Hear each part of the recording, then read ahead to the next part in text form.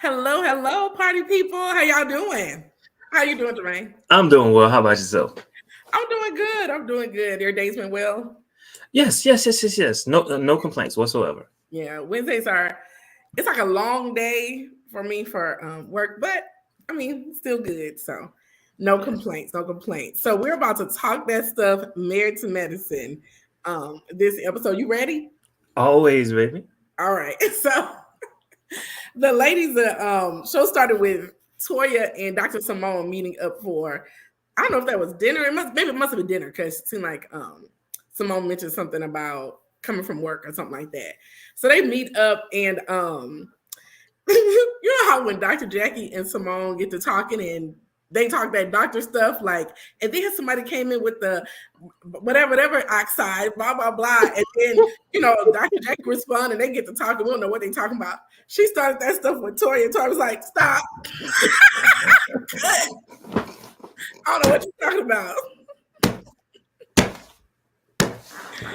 I was done with her. Yeah, it's like, let's just shut this down because what I can't do is have this conversation with you because I just don't know. But they get to talking about. But I loved her honesty, though. I loved her honesty. I don't think I would have done it. I just would have been like, I know, me too. What? Yeah, and then maybe tried to ease the conversation or something else, but I wouldn't have cut it off. But she was just like, what I don't have time for is this. But so they get to talking, and Toya was, talking about her marriage with Eugene and how she feels like it almost feels like she doesn't feel like she needs to change. And Dr. Simone was like, "You're not changing, you're evolving." And I mean, yeah, which was a good term because you still want to remain who you are, but if you're in a marriage or relationship and it's something like, to me, it's like, okay, if they're asking you to do something that's totally like they know you're not athletic and they say, "Let's run a marathon." To me, that's a huge change, whatever. Mm-hmm.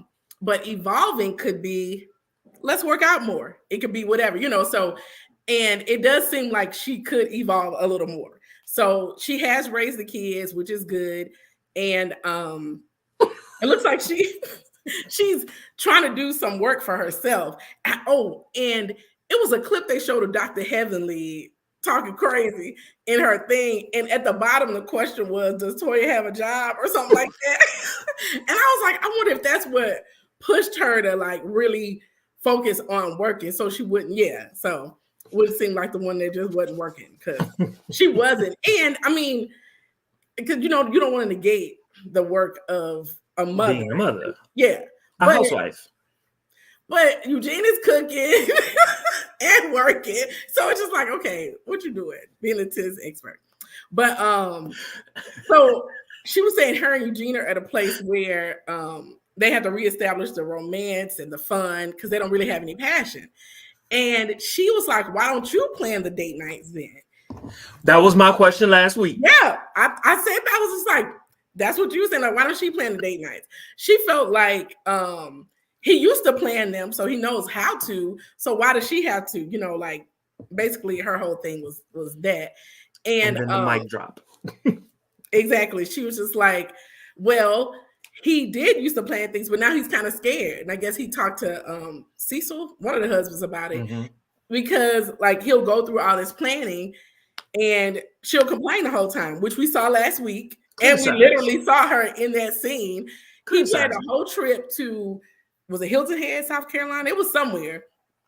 And it was terrible. It was terrible. And I'm sure she said that. I got to get my life together. But I'm sure she said that to him and more on the trip. And to me, it's something that, I mean, even I had to think about that type of stuff too, because I'm sure people have done things that they were just like, oh, they tried or they could have done a little better, but you still want to be appreciative because it helps, and then just like, oh, maybe next time we could do this. So there's a way to say things or do things to get kind of what you want. And she hasn't quite gotten that yet. And to say that she's college educated, there's something to be said about going to college. You learn dealing with these professors. You got to learn quick. Yeah. How not to piss them off, but at the same time, get your point across. So I don't know if she didn't get that or she just, you know, got her way through barely and just like, or maybe she was that way. Like she could be that way with friends and professors, but not her husband. But we've seen how she is with her friends. So I just don't think it's in her. So I think she's rougher with Eugene than she is with the ladies. that is true. And the boys seem like she's a very soft with the boys. So we see that softer side of her, but the Eugene get all of it. And wants Eugene to be tougher with the boys. It's like, what do you want? What do you want from him? Right. Like, I don't think she really knows what she wants from her husband. And at some point, it's just like if nothing makes you happy, then it's something inside. You know what I'm saying? It's just like Yes. he could do exactly what you want and you'll still find something in it. And like if it's almost like she's going in with a critical eye. You know, sometimes if you go in looking for, because there's people that I work with that, what do they call it? Glass half full and glass half empty people, where they're always looking for the bad thing. Like if they ask for complaints or suggestions, they always got something. It's just like, is it something wrong with everything? You know, but yeah. So are you half full or half empty? I feel like I'm half full. I feel like I always, like, even if it's something wrong, I can always find something good about it or like something positive about, like, well, I mean, that was awful, but we did finish this, so that was good. You know, that's kind of my take. And the reason it's fresh on my mind because we just did a little assessment where we actually talked to the people. That you didn't want to put your name on.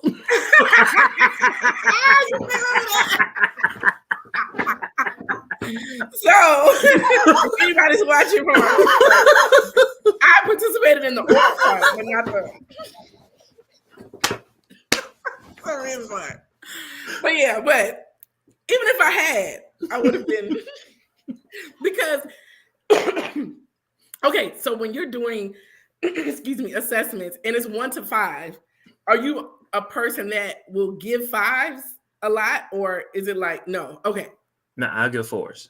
You give even if I think, oh my God, this was wonderful, I'll always give a 4 because there's always room for improvement. That's just. Oh, see, and I'm the person that I'm gonna give a 5 unless it's got to be, if I give you like a 3 or below, it's got to be awful. It's got to be bad. Agreed. So I'm in the, you know, I'll do 5s and sometimes 4s. Like if I could think of something, I was like, oh, I'll do that 4. But I don't have a problem getting 5s. I mean, and but anyway, but some people I work with, they're just like, oh, I never get 5s. You know, that was just like not their thing. But in any case, so that was Toya. Hopefully she get her act together. Probably not. But anyway, Dr. Heavenly, the next scene, the next scene was with T.S. Madison. Now, do you follow her? No. Okay. I know her, but I don't follow her. Yeah, that's right. I know she exists, but I don't follow her either. And I forgot, it seemed like she was in the news for something over the last year. I forgot something happened. It was something where she was in the news, and it could have been dealing with the transgender stuff or something. I forgot. But anyway, she was getting her teeth fixed or something like that with Dr. Heavenly, and they had a little spiel and talk about Black people and transgender and them not being respected. And she feels like Black people are seems like they're I don't want to say the worst, but she said they don't respect transgender people. And they should be the ones that should support it because they know what it feels like, that type of thing. And she said that's kind of her identity. And when people talk, it seemed like she even said something about like, when people say it's like a kind of like, oh, this is making people transgender, this is making people this. Well, she was just like, she didn't really see drag queens, she didn't see none of that growing up, but she still is transgender. Now what I'm bad with is the terms. Of course I know transgender, but for some reason when I hear cisgender, I don't think regular. I gotta stop and I gotta think about it for a second. Yes, I had to think. And if they say it in a sentence, because when she said because the cisgender something, and Dr. Heaven was like, yeah, whatever you want to call it. I was like, that's me too, because I'm just like, oh yes, like, yeah. And so like I do feel like they've gotten a little went overboard with the terms. I think it's just kind of like, I agree. I remember when I was watching, it was Good Morning America. Mm-hmm. and they had these kids with their pronouns. Okay, I can get used to him, her, even we, us, they, them. But when they were just like, I don't have a pronoun, or I'm our, or I mean, they just had anything you can imagine, they had it. And even if it was nothing, they had it. Like, I'm not a gender. So to me, like, that kind of goes overboard. And then to me, like, okay, it's fine, do your thing, but don't get mad at me because I forget that you're a nothing. You know what I'm saying? Like, and I say he, and I don't know you know what I'm saying? That's kind of my thing is when you get, you know what I'm saying? Like, you lived your whole life calling people by this, they're teaching you this or whatever, and then you're talking to somebody and they're a they. It's hard to do. It's almost like learning a new language. It's hard. And I try, but don't get mad if I mess up. Exactly. That's the part that kind of like rubs me. It's like, hold up, wait a minute. The world sees you as this. Mm-hmm. Okay, it's okay for you to correct me. I got it. Okay, thank you for correcting me. But even then, I still might mess up. You know what I'm saying? It's not for lack of trying. It's not for lack of being sensitive. But when I do mess up, don't hit me over the head. That's really only gonna make me say, like, I don't care. I'm gonna call you what I feel like calling you. You know what I'm saying? Yeah. Like, we're all learning this together, and so there's a way in which you can do things to have people on your side. Right. Agreed. So Dr. Jack and Dr. Simone, I was like, they must have an endorsement or sponsorship or something with semaglutide or like what's it? Ozempic or Wegovy or whatever. So they had the scenes where they both had patients that were, I'm just looking at them. You know, Black people, we hold our weight differently because both of those women looked amazing to me. Like, and she was just like, you're holding all that weight. I never would have guessed that woman was 240 pounds, like just looking at her physically. Yeah, no, I wouldn't. But just the way we carry weight. And when I really noticed it was, I don't know, did you ever watch The Biggest Loser? No. Okay. Or I think I watched it one season. Maybe the first or the second season, one of them. Okay, this is when I noticed that Black people hold their weight differently. So they would have a Black woman who, to us, looked like that lady. She was 240 pounds. Another lady that looked way bigger than her, frumpy and flabby, would weigh 186. And I'm just like, how is this possible? And so I don't know. It is something. And what would upset me about that TV show, correct me if I'm wrong because it's been so long, but wasn't it harder for Black women to lose weight than everybody else? Yeah, it really was. And okay, so I will say with the the Ozempic and the stuff like that, I feel like it is help, at least the people that I know. And I think I'm gonna okay, so my niece, she works for Eli Lilly and she sells Manjaro, which is like that, but they have a little extra something to it. Now, Manjaro you can only get if you're type 2 diabetic, but now they have it for just weight loss. So you don't have to be a type 2 diabetic. So I'm gonna, so if I start losing weight, I'll share with the world that I'm on my semaglutide too or whatever. But anyway, I said all of that because they endorsements. Hey, okay, yes, Eli Lilly comes. Thank you. We'll take it. But they were both showing like the women that, and even like that scale that tells you your age or whatever. With I guess some of that lady stood on it, and I forgot what age it told her she was, but claiming Dr. Jackie is supposedly 27 on the scale. But she's too big. I know. I was just like, if they just going by weight, I'm sure, But in any case, so they talk about that, and then that one lady was trying to get pregnant, and so she was getting off and weaning herself off of the medicine. And they started talking about the abortion bill in Georgia too, and it's really awful that I think I'm more pro-choice because I don't think anybody wants people to have an abortion or wants to have abortion, even if they do. But I feel like if that's something, whatever took you to that decision, I'm sure it wasn't easy, and if you got to that point, do what you got to do. And the fact that there's people, mostly males, white males, that are kind of halting that and making it more difficult, and that the line isn't clear. So I mean, I read story after story, watch video after video about women that their life is at risk, but because their baby is breathing, but they know that it may kill them, but they still have to either bring it to term or go to jail. You know, it's just crazy, like things like that. Or they, you know, I don't know. It's so many things. So hopefully we can get Or that that. the doctor would be arrested for performing an abortion. Like, okay, so Yeah. I know that a lot of people are like, okay, I'm okay with arresting a doctor who performs an abortion, but look, y'all, if someone is about to die, the mother, the child. Yeah. I mean, it's crazy. And the fact that there's nothing in there for those cases that little girls, you know, like that are raped and have, you know, and there's stuff that's out there like that, and they can't, you know, it's just all kind of crazy stuff that's out there that I mean, at this point, we can't do anything about. But what's interesting that lets me know it's more to it. I saw actually on the news today when they did the exit polls from New Hampshire Mm-hmm. that I think it was like close to 60% of Republicans don't want the abortion stuff. Like they would prefer it. Yeah. And so it's just like y'all not really doing it for us then at this point No, because no, it's for something else. So it's that thin sliver of Republicans who will vote like crazy. mm-hmm. They're just trying to get that vote.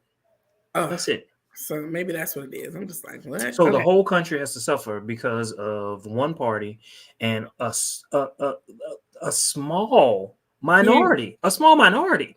Yeah, and I know we get off topic, but what? No, they talked about it in the thing, so we can talk about. But what?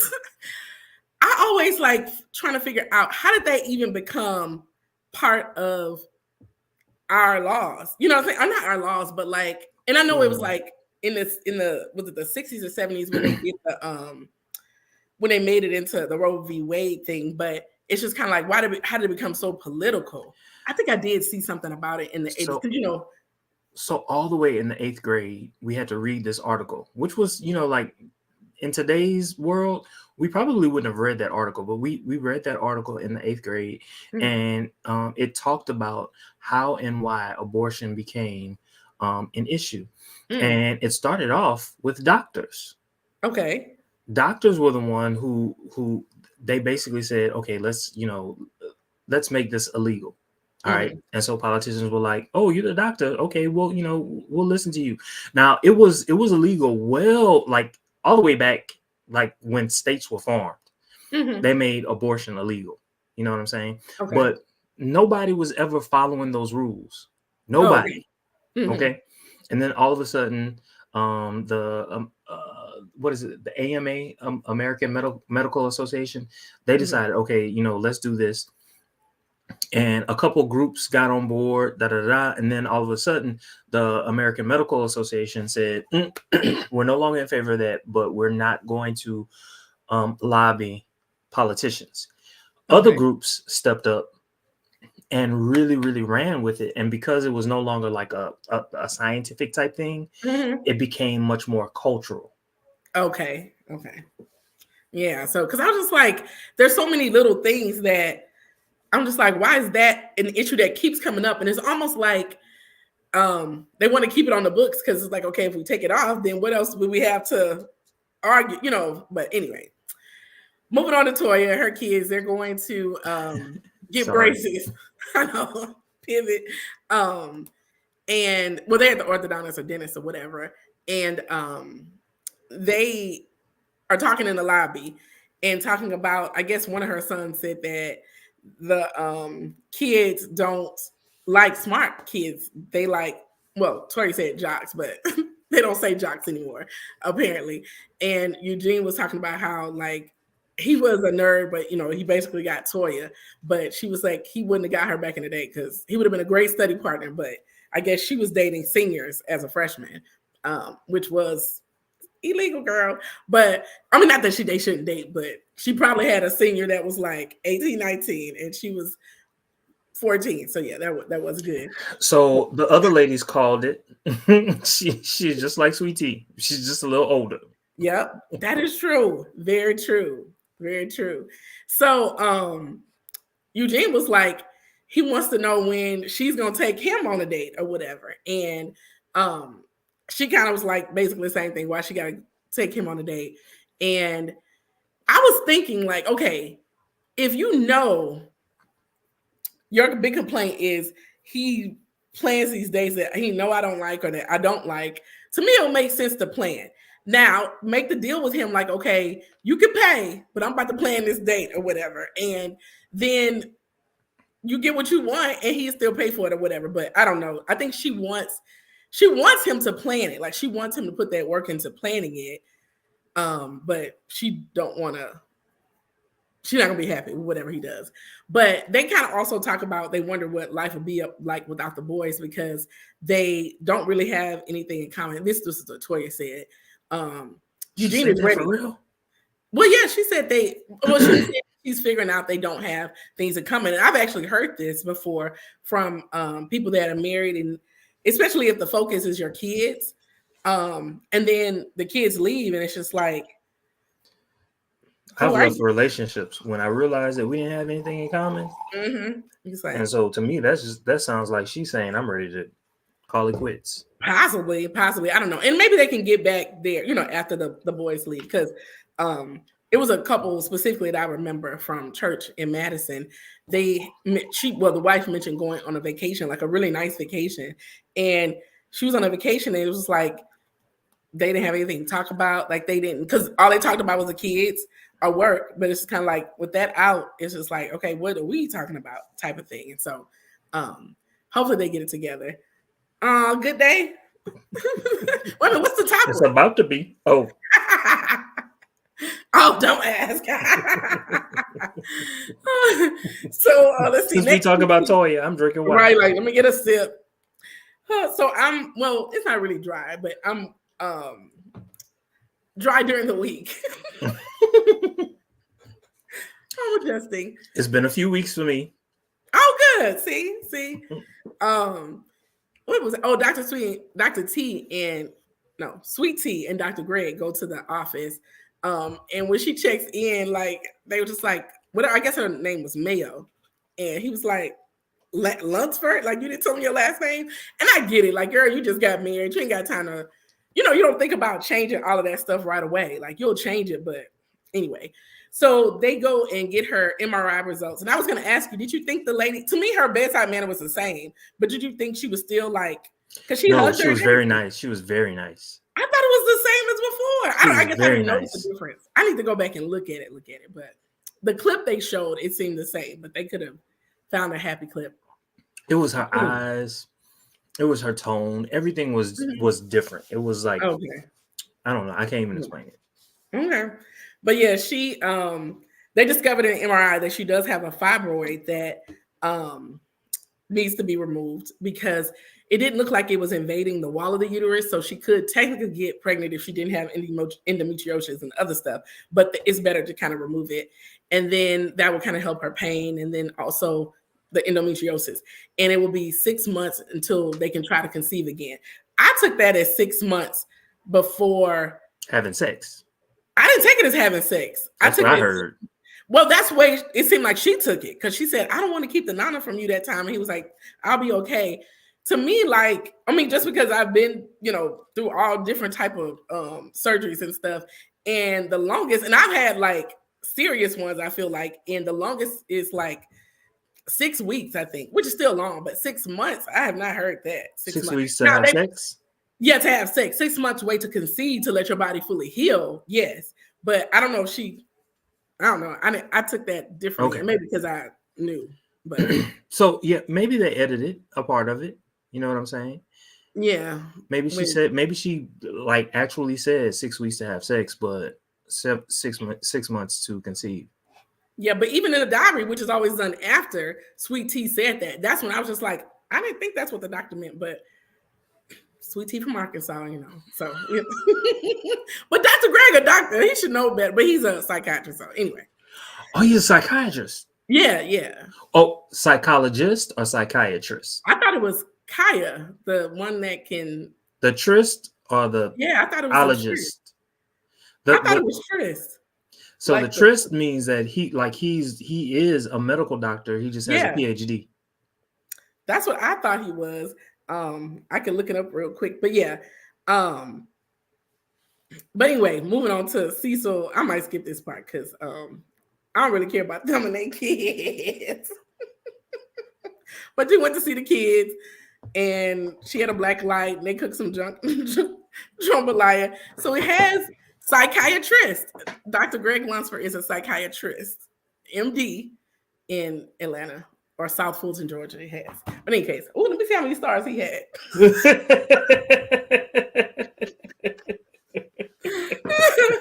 3.5. Not the best. Yeah, it was just like not the best, but not the worst. Oh, okay, I'll read those. Oh, he's extremely rude and unprofessional. Wow. Okay. Thinks he can evaluate you in 5 minutes and charge $2,000 per session. Okay. Do these people accept insurance? I mean, because I couldn't go. That's why I was just like, okay, like let me just stay crazy. Wow. I mean, not crazy. Mentally impaired. Anyway, I have a question. Okay. The way the cameras follow the ladies, do they follow the men in the same way? What do you mean follow them? You know, like go into their, I don't know, offices or clinics or I don't think like, because if it's like housewives, I thought they are just extras almost. It's like they don't get paid. It's a little different. Okay, so I think Married to Medicine, it's like both of you have to sign on. Because, you have to be, quote unquote, married. Mm-hmm. So it could be because I do notice the men on that show do a lot of stuff together with their films. I don't remember them, I don't remember seeing any scenes. Well, actually, I have, because I remember Dr. Contessa's husband. I remember seeing him in the office. That's true. Remember, seemed like I even saw Dr. Daddy in the office before. So maybe they do follow them. Dr. Daddy?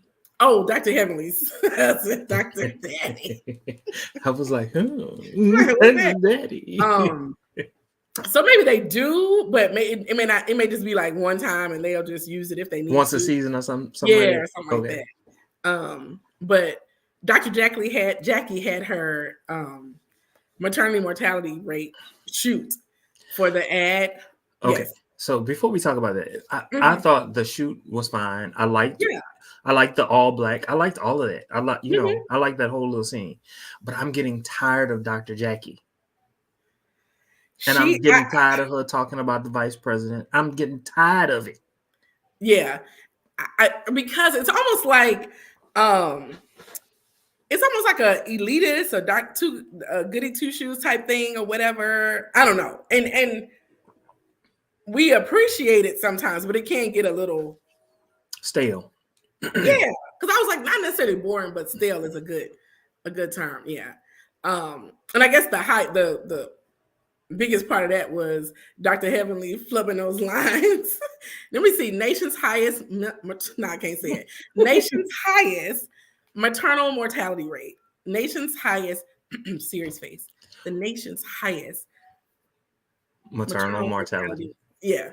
Okay, so why have her say that? She's a dentist. Why have her say that? I don't know. I think they all said it, and then they clip what they want, and so they just have everybody say it. But yeah, she jacked it up, and then I guess Toya tried to get right in the seat, and she wasn't getting up until Dr. Jackie was like, "Okay, you got to get up." But yeah, it was a good, powerful message. What else happened? Oh, the men hang out at the bar, and they have. Oh, have you ever had a Manhattan? Do you drink drinks like that? I'm certain I have, but I'm certain I was like in my 20s. Oh, okay.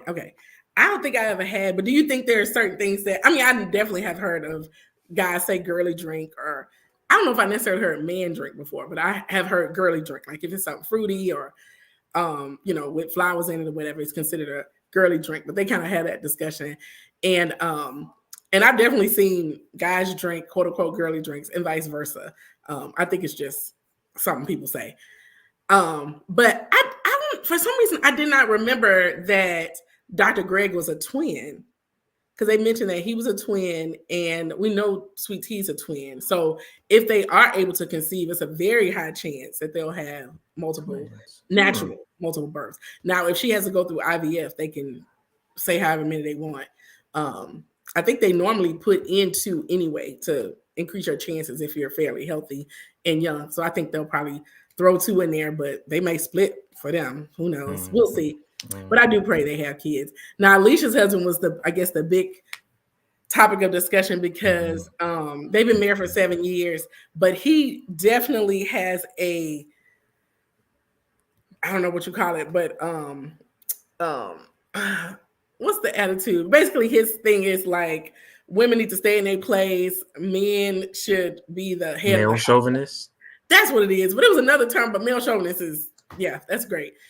And the men at the table, which is interesting because all of them, including him, have very strong wives. And so I don't necessarily think of it as a weak man per se if your wife is strong and you may cater to different things. But because even if you think of Dr. Heavenly, Dr. Damon, man of few words, he's not going to be the life of the party, and he's not going to be, but when he talks, Dr. Heavenly listens, if you notice that. It's not like she listened to him. And it was one show, I don't know, something she cut up and he got to that car. He was like, get in the car. And he was like, no. And she was listening, So I think it's not like, and somebody even said it. I can't remember, it might have been Dr. Eugene. But basically, if you are the head or the king, quote unquote, you don't have to tell nobody. It's just, you just are. You know what I'm saying? So you don't have to keep yelling it from the rooftops because that says something about you, like maybe you aren't, and Thank you. All that bluster that people do, that's because you're scared. You're scared. You're intimidated. Some kind of insecurity. You are weak. Now, so I get it. It's part of your culture. Men are supposed to dominate, but does that mean that it has to stay the same? And also, you're living in America. Come on now. And he was like, women have been running things for too long. And I was like, when have women been running things? A great point was mentioned by Eugene. Yep. Women don't make the same as men. There's so much inequality. And you know what? Outside of what he just said, women have had to run things because the men that they've had in their lives didn't want to do it. Yeah. So what you want them to do? So true. So yeah. But I'll just pray for Dr. Alicia because her man, and I don't know if, how like sometimes they be like playing it up to, for the show, but I think that's really who he is and how he thinks. 100%. But he was acting some goofy later when they was, challenging him. Oh, goofy ass. You want to be goofy and want to run a house. Right. Like, oh my God. I'm sorry. That's just... That affected me. Like clearly, but yeah, that was her husband. So yeah, this show was kind of like, well, whatever. But the next episode is gonna be Aiden's birthday party. Of course, Phaedra's gonna do it big, and I don't know if it was the birthday party or somewhere else, but Dr. Heavenly calls Phaedra up and was like, "She's single, y'all. Any men out there?" And you notice they have not. Well, maybe once they brought up her husband or cardiologist's boyfriend, but that was just her intro to the show. I was like, they even try to keep that lie alive. Like they had her coming from, I just came back from my date with so-and-so, or her on a random phone call in Napa. Like, okay, I'll talk to you later. Nothing.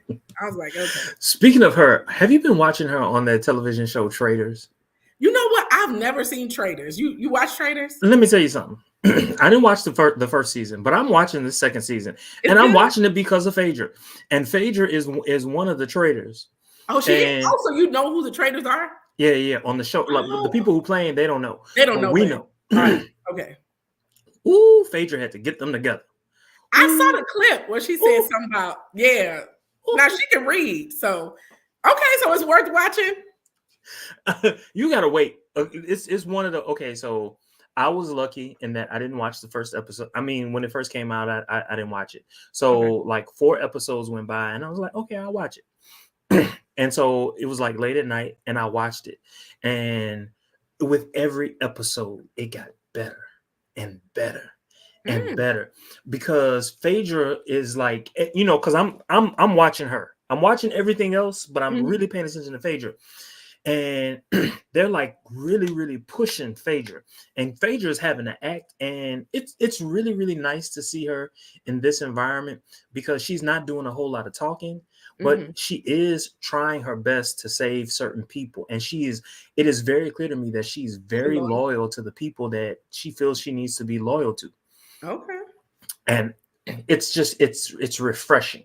It's refreshing to see that, and it reminded me so much of Atlanta. Okay. All right. Well, I'll have to check it out. And does and she's also a lawyer too, so she has to be strategic, so maybe some of those skills are coming in. Now, are you watching that show on Netflix, Trust or something? It's like something about trust. I don't know. It's coming up in my thing. I said I might check it out, but okay, I'll check out Trader, see what they talking about. Yeah. And then I guess the couples will head to Hilton Head, South Carolina for a couples trip, which also happened to be where I guess Dr. Jackie's husband, I keep forgetting his name, had his affair. Oh, it was something. Oh, I forgot to mention it. In the episode about the sacks, because he was like, I'm not gonna cut my nutsack off. And so all the guys came coming through about their nutsacks, and he was like, anything wrong with my nutsack? And she said, the last time I saw it, it was good. And I was like, does that mean you ain't seen it in a while? Or recently saw it? Of course I'm reading too much into everything for her because I don't know. We'll see what comes out. She won't tell it. She won't tell it. She definitely won't tell it. But that was it. That was it for the blah blah episode of Married to Medicine. So we'll see y'all next time on Talk That Stuff. And stay tuned because we'll be back. We'll be back in about 10 minutes. Well, where we will be talking about Potomac, Real Housewives of Potomac. So give us about 10 minutes so we can set things up. All right. See you then. Bye-bye. All right. Y'all have a good one.